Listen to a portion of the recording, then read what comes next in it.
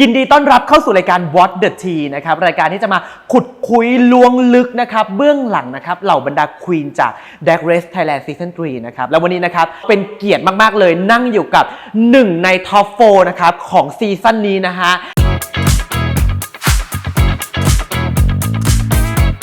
ไปสิสัญชัยสวัสดีค่ะสวัสดีค่ะ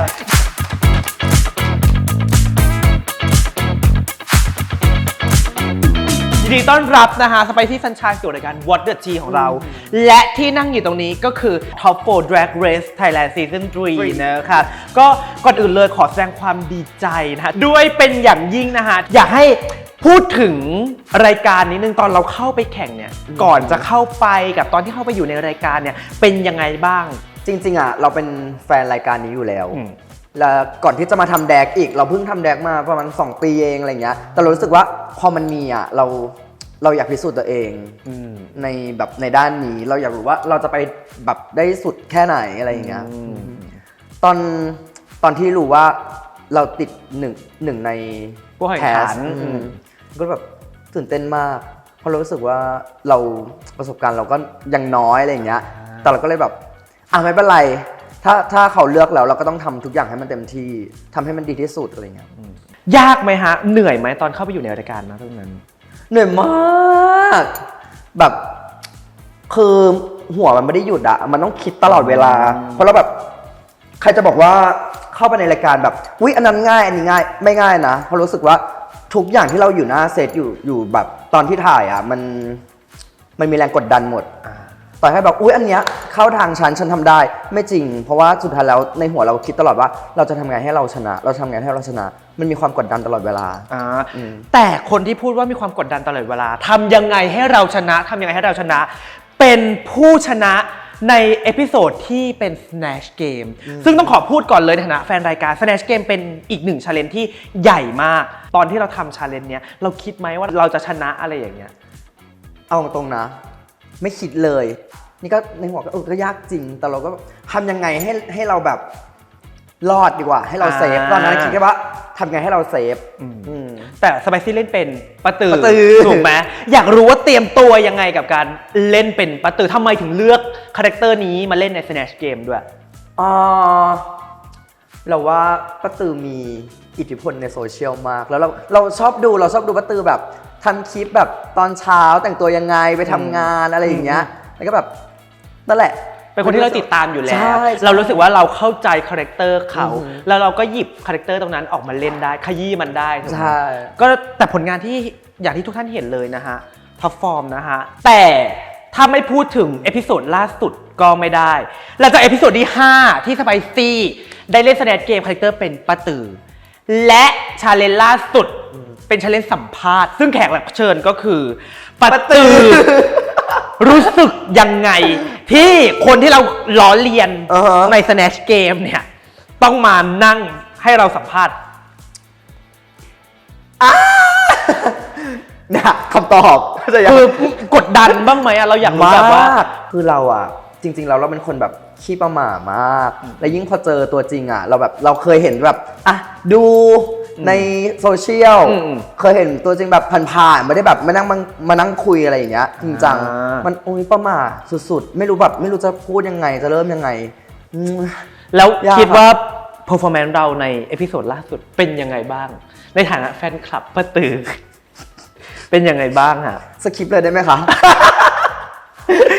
ก็คือชอบไหมหรือว่าแบบว่าคิดว่าตอนนั้นเรากดดันตัวเองเกินไปก็เลยมีแผลเยอะมากอะไรเงี้ยโอเคแต่ว่าก็ถือว่าผ่านมาได้มันนั่งอยู่ในตำแหน่งท็อป4ของรายการแต่สไปซี่ไม่ได้มีมาแค่ตำแหน่งเดียวนะคะสไปซี่มีตำแหน่งลิปซิงค์แอสซัสซินประจำซีซั่นอยากให้พูดถึงเรื่องนี้หน่อยว่าเป็นยังไงเพราะสไปซี่เคยพูดไว้ในเอพิโซดที่ประมาณ3ว่าหุยฉันไม่อยากลิปซิงค์แล้วนะฉันไม่อยากเป็นลิปซิงค์แอสซัสซินของซีซั่นแต่ตำแหน่งนี้ก็ไม่หลุดไปที่ใครเลยรู้สึกดีนะคะชอบเพราะเราเป็นสายแบบสายเพอร์ฟอร์แมนซ์อยู่แล้วไงเราก็เลยโอเคกับตำแหน่งนี้แต่ว่าจริงๆอ่ะเราพูดเสมอว่าเราไม่อยากเป็นเพราะว่าการลิปซิงค์1 ครั้งอ่ะแปลว่าเราต้องแบบตัดอนาคตคนหนึ่งออกไปเห็นไหมเรา เราก็ยินดีที่เราผ่านมาได้ แต่เราก็เสียใจกับคนอื่นด้วยที่เขาตกรอบอะไรเงี้ย มีลิปซิงค์ครั้งไหนที่น่าจดจำบ้างไหมหรือว่า เนี่ย EP ล่าสุดอะ ทำไมคะ คือลิปซิงค์2 คนคือเป็นสายเพอร์ฟอร์มหมดเลย แต่ให้ลิปเพลงช้า นั่นก็คือลิปกับ CP ใช่ ใช่ก็ ก็ลิ คื ป อ เพลงช้าโอ้ก็ต้องบอกอย่างนี้ว่าจริงๆแล้วเราไม่ได้เป็นคนที่เพอร์ฟอร์มแค่เพลงเดียวอย่างเดียวอย่างเดียว อย่างเดียวอะอย่างเดียวเพลงช้าเราก็ทำได้ดี อ่า อิโมชัน a ลบวกกับสถานการณ์ตอนนั้นน่ะมันอิโมชัน a ลจริงๆ อารมณ์มันล้นมากแล้วก็รู้สึกว่าโอเคเป็นเพลงเนี้ยก็โอเคสุดท้ายแล้วเราจะอยู่หรือเราจะไปอ่ะเราก็ยินดีกับเพื่อนต่อให้เราตกรอบเพื่อนเราก็ยังไปต่อ แต่ว่าผล อืม ก็เซฟคู่ เซฟคู่ ใช่รู้สึกยังไงตอนที่เขาประกาศว่าแบบอยู่ทั้งคู่แล้วอยู่2 คนได้เข้าเป็นท็อปโฟร์ คือตอนนั้นน่ะเหมือนรายการเทคไทม์ไปนานมาก แล้วแบบประกาศชื่อเราปุ๊บเราก็แบบตอนนั้นร้องไห้จำได้ว่าร้องไห้หนักมาก คือดีใจส่วนหนึ่งดีใจมาก แต่ติดใจเนี่ยเหมือนที่บอกไปว่าแบบเราก็เสียใจกับเพื่อน จนร้องจนไม่มีน้ำตาแล้วเพิ่งแบบพี่ปันพูดว่า CP ฉันเท่ you also stay ล้นก็เดิมอีกคนนี้เซฟคู่ ก็ได้หลุดออกมาเป็นท็อปโฟร์สุดท้ายแล้ว ใช่ เอพิโซดนั้นก็คือไม่มีใครออก ไม่มีใครออก ไม่มีใครกลับบ้านนั่นเอง ทีนี้อยากถามหน่อยว่า ตั้งแต่จุดแรกที่เข้ามาในรายการ อือฮึ จนถึงตอนเนี้ยเอพิโซดที่ 9 เนี่ย คิดถึงอะไรในรายการ คิดถึงอะไรในรายการเหรอ คิดถึงโมเมนต์กับเพื่อนๆอ่ะ เหมือนเราได้เจอกันทุกวัน ได้เห็นตัวตนกันมากขึ้น ได้แชร์ความคิดนู่นนี่นั่นด้วยกันอะไรเงี้ยมันได้มิตรภาพกลับมา ชอบโมเมนต์ตูซิโคลเหมือนแบบพอมันได้ร่วมแสดงด้วยกันใช่ไหมทุกคนก็จะแบบอ่านบทแล้วก็แบบมีการแบบเชียร์กันแบบเฮ้ยนู่นนี่นั่นอะไรเงี้ยแบบช่วยกันต่อบทดี แล้วมีช็อตที่แบบเราเป็นลูกคู่ CP กับแฟรงกี้มันก็แบบมีช็อตเต้นแล้วแฟรงก็แบบเต้นไม่ค่อยเก่งแต่แบบเราก็แบบช่วยกันเทรนอะไรเงี้ยในหลายๆเรื่อง ก็คือพากันไป ใช่ ไม่ได้มาเพื่อแข่งขันกันจะฆ่ากันให้ตายอย่างเดียว ใช่เนี่ยคืออันเนี้ยแปลกอย่างหนึ่งนะในความรู้สึกเพราะรู้สึกว่าเหมือนทุกคนมาแบบไม่ได้มาแข่งอาจจะมีบ้างอย่างก่อนแลนอะไรอย่างเงี้ย เอาแล้วนะคะเอาแล้วนะคะ แต่รู้สึกว่าเหมือนทุกคนแบบช่วยกันให้ชาเลนจ์นึงอ่ะ ผ่าน มัน ไป มันผ่านไปได้ดี ผ่านไปด้วยกัน ใช่ ถือว่าเป็นเรื่องราวดีๆ ที่เราได้รับอีก1 ในล้านอย่างที่เราได้รับออกไปจากรายการนี้เนาะความถามสุดท้ายแหละเราอยากรู้ว่ามงที่เราจะก้าวไปถึงเนี่ย มีความสำคัญอะไรกับสไปซี่ในฐานะผู้แข่งขันบ้าง ถ้าเราได้มงเหรอเรารู้สึกว่าทุกอย่างที่ผ่านมาในชีวิตอะตั้งแต่เป็นแดนเซอร์นู่นนี่นั่นหรืออะไรเงี้ยจนเรารู้สึกว่าเราไม่มีตัวตนในวงการนั้น แล้วเราทวิสต์ตัวเองมาเป็นแดร็กเพื่อที่จะหาจุดยืนของตัวเองอะไรเงี้ยถ้าเราได้มงไปเรารู้สึกว่ามันเป็นอะไรที่คุ้มค่ากับสิ่งที่เราคิดกับสิ่งที่เราเลือก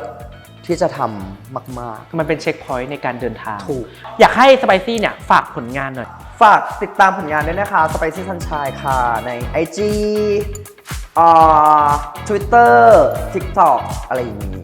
ฝากเชียร์ฝากเป็นกำลังใจให้ Spicy Sunshine ด้วยนะคะ #Team Spicy ก็อย่าลืมติดตามนะครับรายการ What the G ของเรานะฮะทาง Line Today นะครับแล้วก็ YouTube Channel Line Today Pop นะครับสำหรับวันนี้ฟ้านนะครับและ Spicy Sunshine ก็ขอลาในรายการไปก่อนนะครับสวัสดี สวัสดี ครับ